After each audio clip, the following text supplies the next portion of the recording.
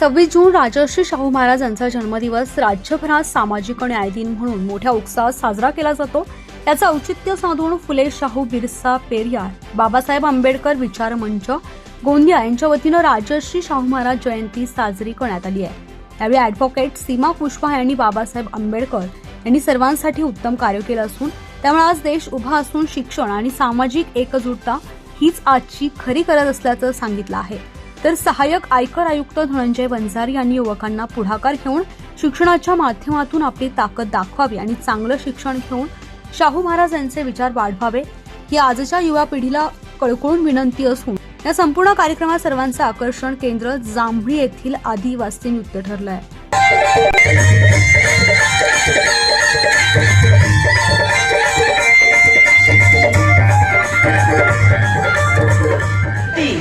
और इस गोंदिया की धरती के रजे गांव से मैं एक बात कहना चाहती हूँ कि हमारे भारत की अखंडता एकमात्र कारण से बची हुई है, वो है भारत का संविधान। और जिसको लिखा है एक ऐसे बेटे ने जिस बेटे को पानी पीने के लिए भी संघर्ष करना पड़ा। हमारे खून में, हमारे पूर्वजों के विचारों में, हमारे पूर्वजों के व्यवहार में मानवतावाद की बात झलकती है। उनके कामों में मानवतावाद झलकता है, उनकी किताबों की लेखनी में समता मूलक समाज की बात झलकती है।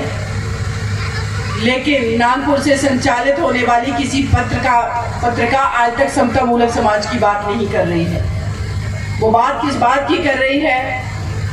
उस बात की बात कर रही है, राष्ट्रवाद की बात कर रही है। और उस राष्ट्रवाद में इस देश की बहुसंख्यक आबादी, जो कि बहुजनों की आबादी है, जो कि दलित, शोषित, पीड़ित, वंचित, माइनॉरिटी महिलाओं की आबादी है, उनके हक अधिकार की बात नहीं है।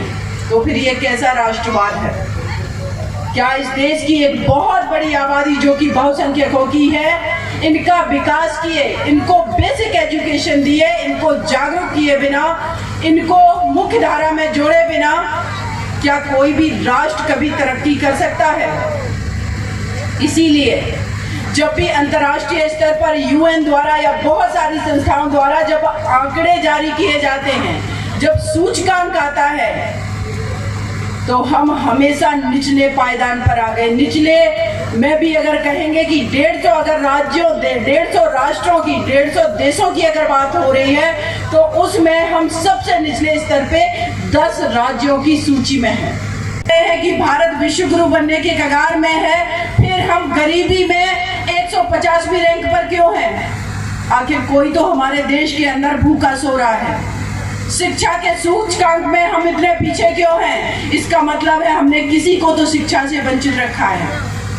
स्वतंत्रता के नाम पर अगर प्रेस की स्वतंत्रता की बात करें, इसका मतलब है कि हमने मीडिया को, प्रेस को कठपुतली बना दिया है। शासन सत्ता का इसका मतलब है कोई तो ऐसा है जो कठपुतली बना हुआ है, अपने हक अधिकार की बात नहीं कर पा रहा है। क्या इन सारी चीजों पर बात किए बिना किसी का कोई भी राष्ट्र तरक्की कर सकता है? हमारे बाबा साहब ने 1950 में संविधान लिख करके इस देश को समर्पित कर दिया। जब अंग्रेज यहाँ से ऐसे बहुजन नायक मान्यवर काशीराम साहब,